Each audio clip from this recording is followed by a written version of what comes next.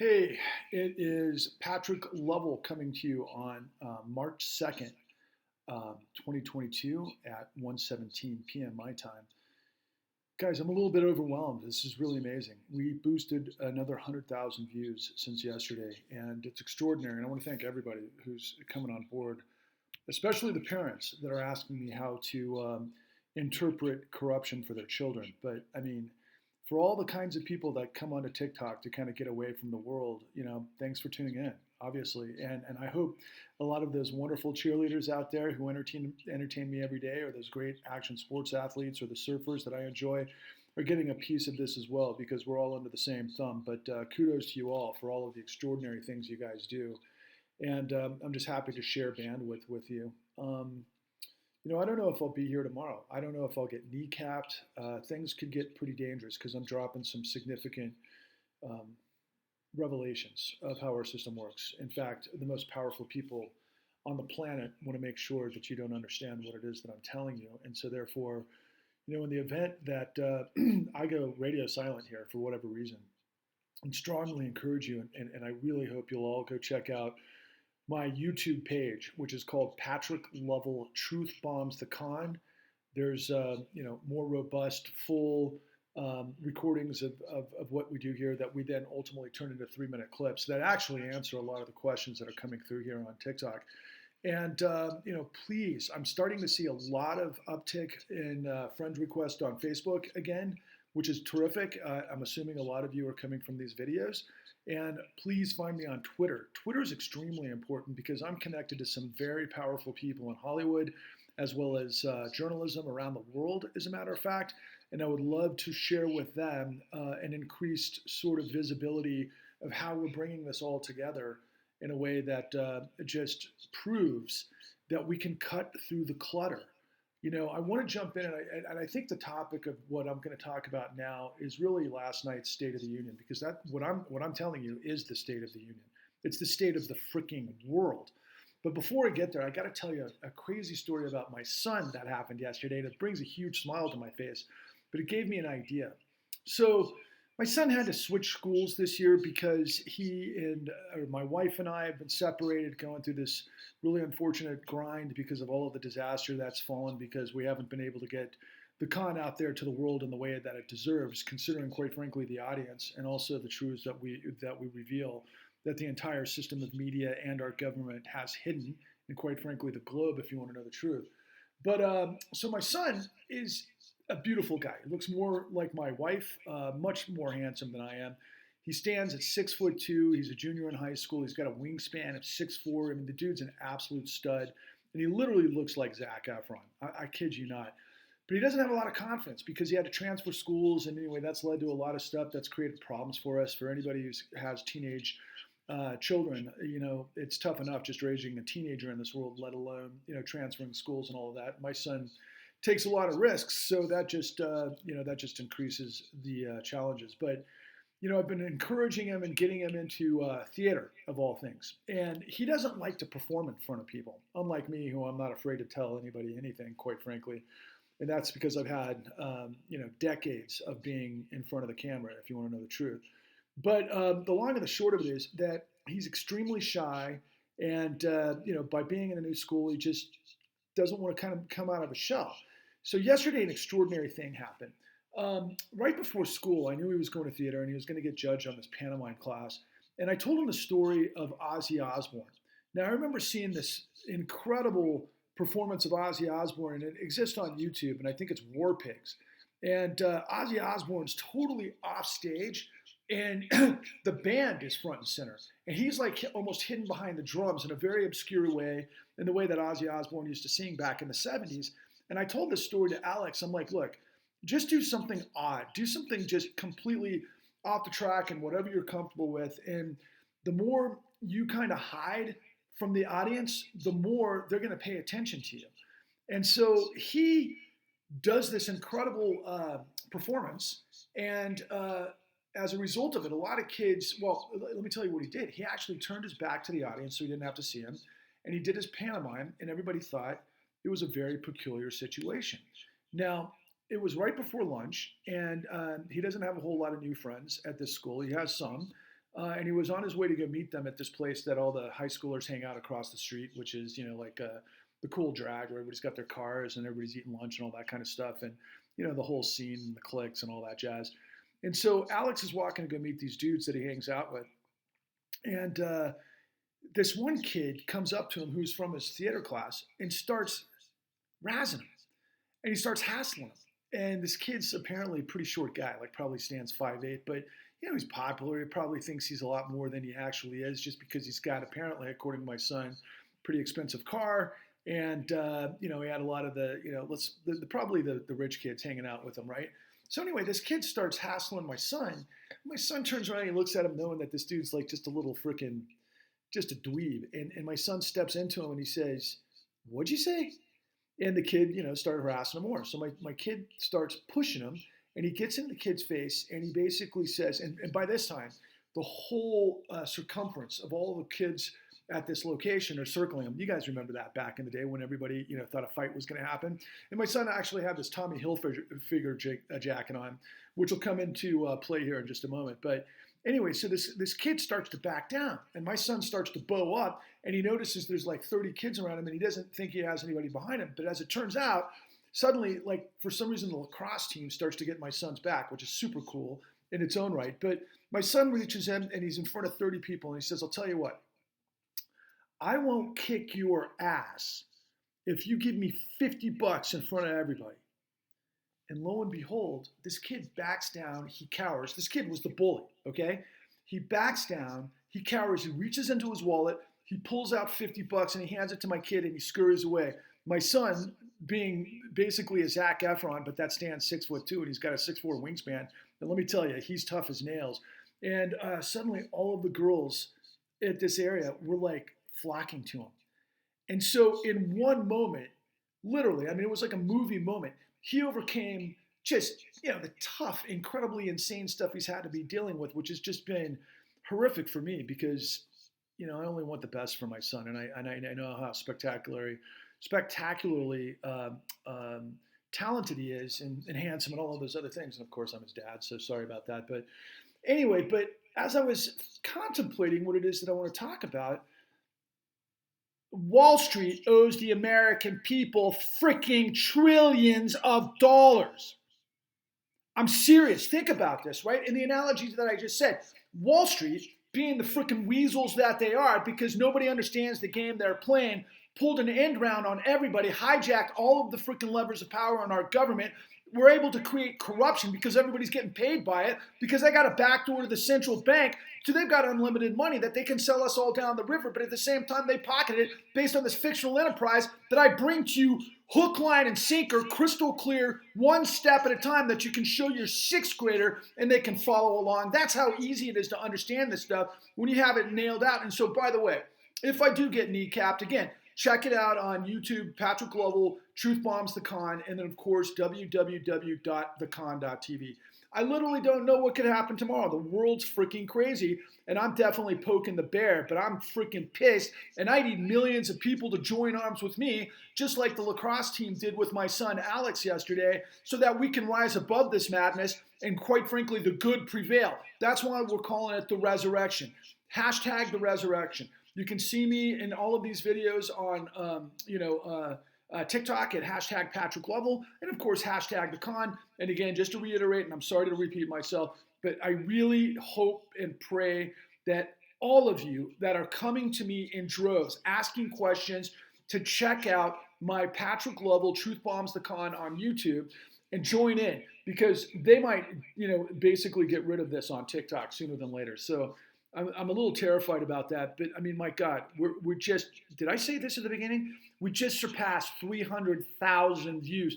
We had 100,000 views between yesterday and today. I think it's about a 24-hour period, less than 24 hours, much less than 24 hours. It's more like probably 16 hours at this point, the time I checked yesterday. But anyway, so the State of the Union. Okay, so last night I'm watching Joe Biden, and unlike a lot of people who are Joe Biden haters, I don't consider Joe Biden, the problem. although he has been a part of this situation for decades, and he's very much a part of the problem.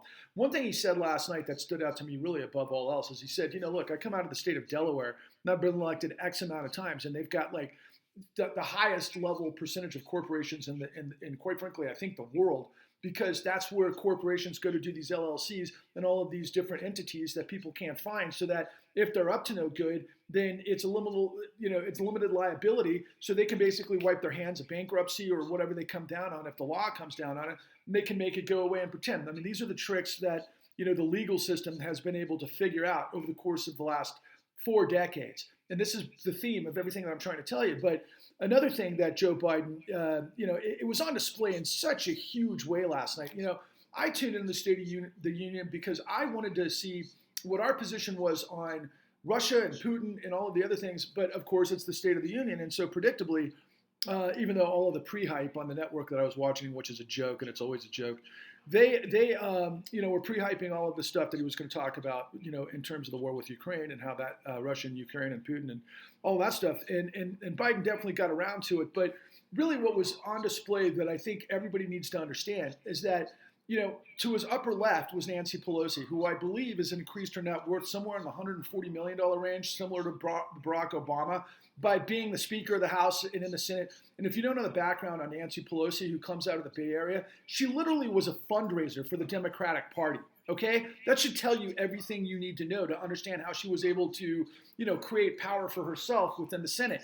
Now, beyond that, we have to her right was Kamala Harris. And Kamala Harris, who's the Vice President of the United States, she has been relatively quiet, and I'm sure that's part and parcel to how they're thinking about, setting up the run for the 2024 election, depending on what happens with Trump and the Republicans.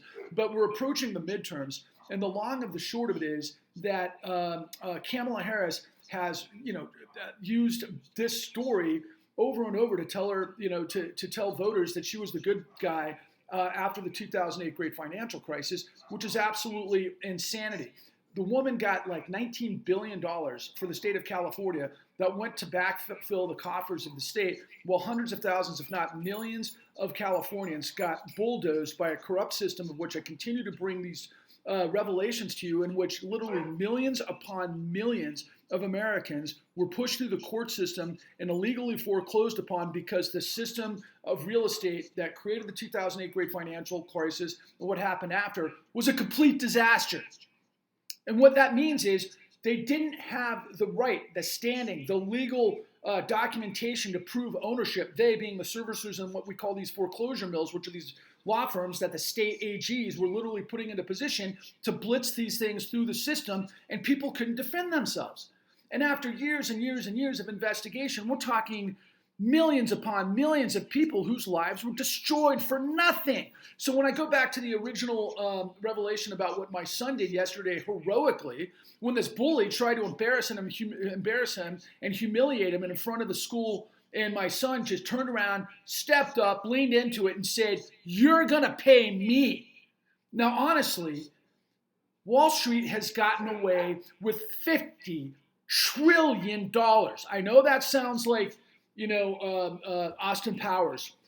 I don't even want to do it again because I've done it so many times, but it's insanity. Do you know how many billion are in a trillion? 1,000. Do you know what our budget is per year? I think the GDP of the United States is 25 trillion. I think, the hit of the 2008 great financial crisis was $46 trillion, and it goes on and on and on. It's madness. $50 trillion to go into a fictional system that they've been robbing us blind. And I'm going to finish off with this today because I'm going to try to keep these short.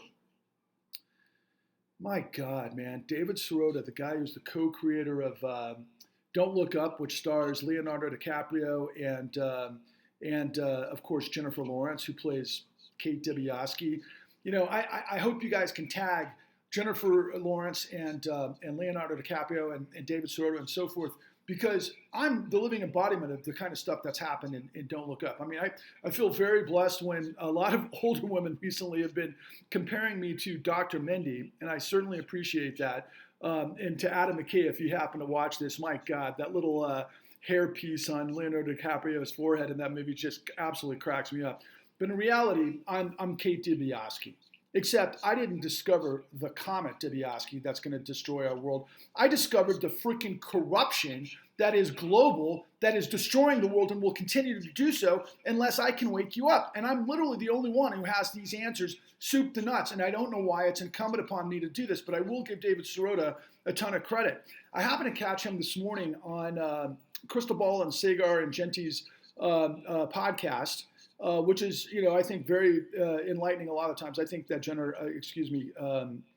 Crystal Ball is really on it. I think she's got it, and I've been a guest of hers on a show, and I've been trying to get her to move forward on a couple of different things, but I haven't been able to do that, and that's quite, frankly, why I'm coming directly to you people, because there's a whole lot of, in fact, I've gotten a lot of comments recently where people have tapped into what I've been talking about, where the comedians are asking the right questions, but they don't have the right answers.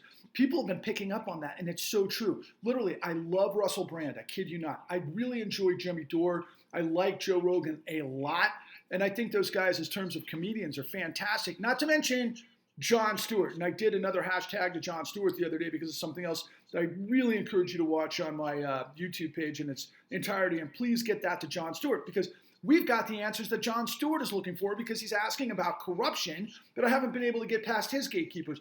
I don't know what it's going to take. I think it's going to take maybe 5 million people through this and other efforts that we have to where they finally go, oh my God, I should have been talking to Patrick by that, all along, because that's how they do it, right? This is high school. Everybody's chasing to see who's popular. But that's why I had to come to you directly, because the New York Times hid this from us. Every single major newspaper in the country did, because they're all owned by hedge funds, or they're played by billionaires, and this interest that's not your interest, okay? And that same goes for the platforms. I think there's 6 media companies that own all of media, and that's why I'm absolutely convinced that we didn't get on Netflix. I would love 1 million people, 10 million people, to see The Con and demand and create a campaign. The hashtag The Con needs to be on Netflix or HBO, and just to make a big deal out of it. I'd rather keep it where it is on Apple TV so people can find it, because it's only $2 per episode, as opposed to spending a buttload of money on Netflix or HBO every single month. That, quite frankly, goes to the coffers of the guys that are destroying us, because they bought in, and they're the ones who finance all this stuff. As much as you got to have finance, you've got to have finance to make this stuff happen. But we all have to understand that everything is balanced, and it has to happen through regulation. So let me go back to David Sirota, why this is so important. David Sirota does this magnificent revelation today that is, quite frankly, an evolution of everything that I've been involved with for a long time. I deal with guys at the what we call the ICIJ, the International Consortium of Investigative Journalists, which is spearheaded and edited by a gentleman by the name of Michael Hudson, who was in The Con. And this guy's done some of the best work of journalism that exists around the freaking world. And they put together, you've probably heard about this, but you remember the Panama Papers about, 4 or 5 years ago, where they explored how all of the richest people around the world are basically extracting money and wealth from their countries, and then they hide it in offshore accounts. And that's one aspect of it, to avoid taxes. Then another thing that the ICIJ did after that, which was mind-boggling, was called the FinCEN files. So FinCEN is part of the suspicious activity reports at the Treasury Department, in which, when they get notified of things that don't add up, or things that look like they could be criminal in nature, particularly things like drug cartels putting trillions of dollars into a financial system, those reports are supposed to go to the Department of Justice, and the Department of Justice is then supposed to, of course, exercise the laws and bring these guys to account so that trillions of dollars don't go into our financial system. But they don't do that. There was 12 million suspicious activity reports that went unacted upon because of this work that was revealed to us through the FinCEN files. And I swear to God, this stuff should have been on the front page papers of every paper around the universe, but they didn't, because they're all covering up for this madness, because they're all playing ball by the way the corruption works, okay? I'm serious, and that's why I've got to bring this information to you as honest and as thought-provoking and as real as I possibly can. I don't script this stuff. I just wing it, because I've got so much freaking information in my head, and it gets a little dangerous sometimes, because I don't want to ramble, but at the same time, I know it's connecting. Otherwise, I wouldn't have 300,000 people checking this out that didn't check it out a couple of weeks ago. I mean, it's insane. So it's insane in the best and the most fantastic way. Keep them coming. Let's get this thing up to 1 million, 10 million. The bottom line is, like I've mentioned several times, there were 16 million filed foreclosures affecting over 50 million Americans. by 2012 in this country, which means there's 50 million Americans at the minimum who don't know what they did, what happened to them. At the minimum. But that doesn't include the pensions. So like I've told you guys over and over, they targeted African Americans first. They destroyed 60% of African American household wealth, which were gains of the previous 3 decades, that Wall Street took back through this incredibly diabolical deception that, by the way, was tied to the Federal Reserve. And I've got proof of that, and I'll come back to that in just 1 second. But they tied it to the white working class, which were the guys that we sold out 4 decades ago through, basically globalism. We got rid of the golden goose. And so all of those pensions that were riding high because of this basically fictional candy that was coming through the apparatus and the teachers and the pipe fitters and everything, they thought that their investments were doing great for their retirement portfolio until all of a sudden it crashed. But they were literally all set up. So for example, interesting, I'm talking about David Sirota, and I wasn't able to get my final thought out, but David Sirota worked with Adam McKay as the co-creators of now the Academy Award-winning film, which was magnificent, and I've seen it a million times now. I've seen it a bunch, not a million, but plenty. Let me tell you, starring the likes of Jennifer Lawrence and Leonardo DiCaprio and Meryl Streep and other just fantastic actors. It's been seen by over 200 million people, and it's satire. What I am is the real Kate Dibiasky giving you the details of the Comet corruption. And it's global. And so to bring it full circle to David Sirota based on the FinCEN files and everything else. And then, by the way, the ICIJ did another piece that just landed like 2 months ago, called the Pandora Papers, which is more offshoring, globalism, all of these things with multi-billionaires and billionaire apparatuses that basically go into the shadow sector and they can smash and grab all day long. But the thing that everybody needs to understand, which is in the con at www.thecon.tv, these all come into what are sawdust securities, toxic bonds, toxic securities that the government is giving free money to create with documentation fabrication to the tune of trillions of dollars that these goddamn entities are selling back to the freaking government. It's socialism for the rich. But the worst part is, I call it corporate fascism undergirded by a criminal syndicate. So David Sirota does this piece today where he's saying Wall Street, if you go back to the State of the Union address last night, I mean, Biden had some pretty good shtick. I thought he was as tight as I've seen him. I mean, if he would have acted that tight during, the actual, campaign, I wouldn't have had as many worries as I did. But still, he comes from Delaware, which is the hotbed of this problem. And then, he said he got elected over and over as if, we're not the wiser, because he's apparently representing the regular person. No, he got reelected over and over and over because he's been working for this machine that I've been talking about for 4 decades, as did Barack Obama, as did Nancy Pelosi, as does Kamala Harris. They're all in on it. But does that mean Donald Trump's not in it? Of course not. Donald Trump and Putin, the same thing. And so that brings me full circle to David Sirota. David Sirota is talking today about how last night, Trump is talking about how we're going to seize assets, freeze assets, and all of these different things. And he says he's getting in the way of this stuff? You guessed it, Wall Street. Why? Because Wall Street wants to protect its hedge funds. It wants to protect its private equity. It wants to protect its investment that these freaking global oligarchs and these Russian oligarchs have spent billions of dollars in our system, not to mention our real estate, which takes it back to Trump. I got that and so much more, guys. I can go on and on and on, and I intend to. Again, I don't know if I'll be here tomorrow. I don't know if some sniper is going to show up who's high paid. These guys have got trillions of dollars. They could cap my ass in a second, I'm all in it to win it, man. I've had everybody, drop out of my life. Literally, I've lost friends over this. I've lost my partners. I've lost, the ability to maintain my marriage and, my stable family life because, again,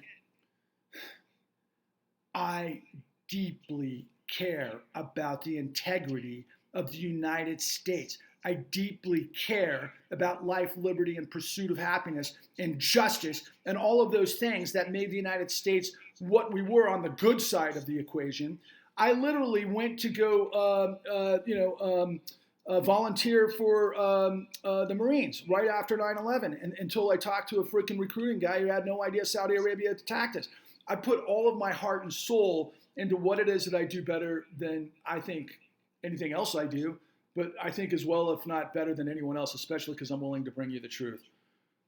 That's what journalism is. I'm a muckraker. I'm in the tradition of Upton Sinclair, Hunter S. Thompson, many others, but I do it in my work, which is documentary film, which is now this, and I'm so grateful for those of you who have really wanted to get into this, and a lot of you are asking these questions.